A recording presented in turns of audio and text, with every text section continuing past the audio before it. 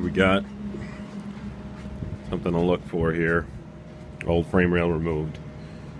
So a lot of the metal is still pretty much what you'd want from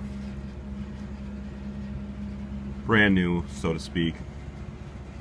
So that wouldn't have been a section that would have been too bad on the top.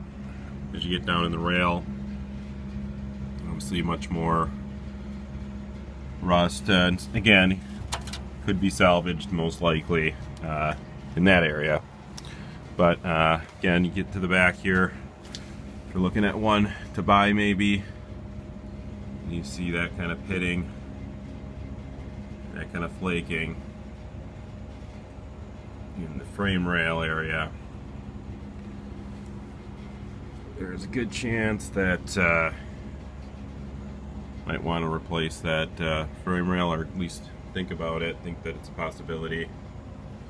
So